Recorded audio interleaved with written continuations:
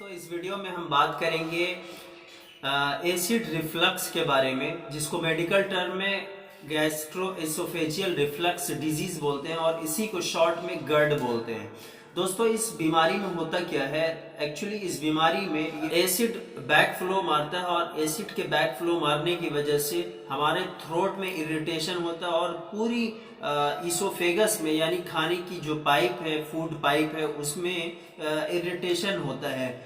दोस्तों इसमें ये होता है कि गले में खराश महसूस होता है और ऐसा महसूस होता है कि गले में कुछ अटका हुआ है। इसी तरह से चेस्ट पेन होता है, बर्निंग सेंसेशन फील होता है जिसको मेडिकल टर्म में रेट्रोस्टर्नल बर्निंग बोलते हैं। सीने में जलन महसूस होती है और सीने में इस कदर कभी कभी दर्द महसूस होता है कि बहुत सारे पेशेंट को ये महसूस होता है कि शायद मेरे हार्ट में कुछ प्रॉब्लम आ गई है, धड़कन तेज हो जाती है जिसको पाल्पिटेशन कहते हैं और बहुत सारे लोग घबरा जाते हैं कि हमारे हार्ट में कोई प्रॉब्लम आ गई है। इस कंडीशन में ब्लड प्रेशर भी अगर मेजर किया जाए तो ब्लड प्रेशर भी बढ़ा हुआ महसूस होता है। जिस पेशेंट को गर्ड की प्रॉब्लम होती है उसके रात में उनको खांसी होती है और खांसी होने के साथ साथ ये होता है कि लेरेंजाइटिस होता है और इसी तरह से रात में सोने में प्रॉब्लम होती है और सोते सोते उनकी आंख खुल जाती है। दोस्तों अब हम बात करते हैं कि इसके कारण क्या हैं, इसके कॉमन कॉज क्या हैं।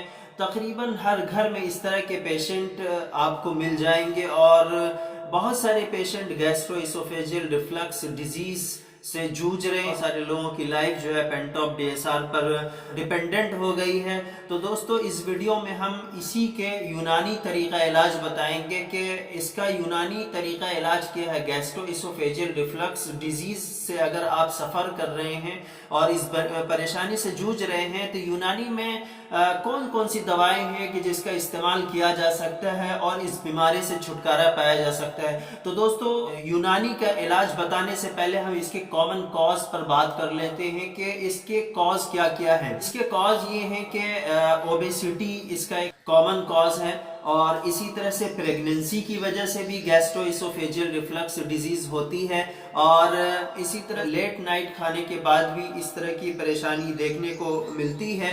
और बहुत सारे लोग ऐसे होते हैं जो बहुत ज़्यादा खाना खाते हैं, उस तरह के लोगों में भी इस तरह की शिकायत देखने को मिलती है। इसी तरह से कुछ सर्टेन टाइप की मेडिकेशन है जैसे कि अल्कोहल वगैरह का इस्तेमाल करना और इसी तरह से स्मोकिंग करना। स्मोकिंग, जी हाँ, स्मोकिंग करना बहुत ही कॉमन कॉज है और समटाइम स्मोकिंग डिओडिनल अल्सर और पेप्टिक अल्सर भी कॉज करता है और फिर वैसी कंडीशन में पेशेंट को आराम नहीं मिलता क्योंकि जब वो स्मोकिंग नहीं करता है तो उस पर न्यूरोलॉजिकल सिम्टम्स आने लगते हैं, यानी कि वो डिप्रेशन फील करता है, डिस्ट्रेस फील करता है और अगर मतलब स्मोकिंग करे तो स्मोकिंग करने की वजह से वो एग्रेवेशन मिलता है उसके पेप्टिक अल्सर को, डिओडिनल अल्सर को। तो इस तरह के पेशेंट पर दवाइयों से इलाज करना और डॉक्टर के लिए भी इलाज करना बड़ा चैलेंजिंग हो जाता है क्योंकि वो कहीं ना कहीं छुप करके और किसी न किसी तरह से वो स्मोकिंग करते हैं।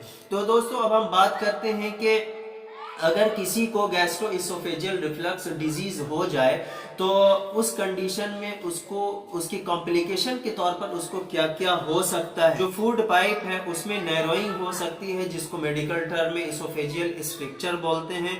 इसी तरह से इसोफेजियल अल्सर भी हो सकता है। बहुत सारे फूड पाइप में इतना एसिड जो है इरिटेट करता है उस फूड पाइप की लाइनिंग को कि वहाँ पे अल्सरेशन हो जाता है और बहुत सारे पेशेंट ऐसे हैं कि जिसमें प्री कैंसरस चेंज भी देखने को मिलता है। जी हाँ, अगर गैस्ट्रोइसोफेजियल रिफ्लक्स डिजीज यानी एसिड रिफ्लक्स अगर परसिस्ट कर जाए यानी क्रॉनिक हो जाए, बहुत ज्यादा दिनों तक अगर रहे तो इसोफेगस में प्री कैंसरस चेंज भी देखने को मिलता है जिसको बैरेट्स इसोफेगस कहते हैं। दोस्तों अब हम बात करते हैं कि यूनानी में वो कौन कौन सी दवाएं हैं जो गैस्ट्रोइसोफेजियल रिफ्लक्स डिजीज के पेशेंट में इस्तेमाल की जाती हैं।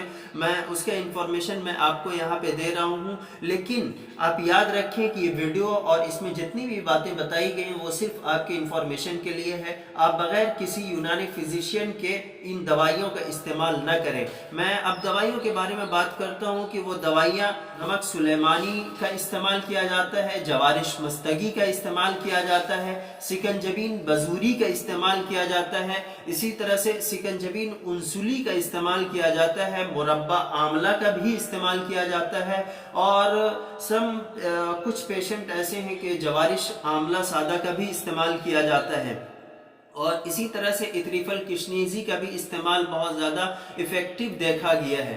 तो दोस्तों, अगर आप इस तरह की परेशानी से जूझ रहे हैं तो इन दवाइयों का इस्तेमाल कर सकते हैं किसी यूनानी डॉक्टर के मशवरे से, और आपको कुछ चीज़ों में परहेज़ करना है, यानी कि ऑयली सब्सटेंस नहीं लेने हैं, ऑयली फूड नहीं खाना है, बहुत ज़्यादा स्पाइसी फूड नहीं खाना है, और ऐसा फूड लेना है जो इजीली डाइजेस्टेबल हो और हार्ड टू डाइजेस्ट ना हो।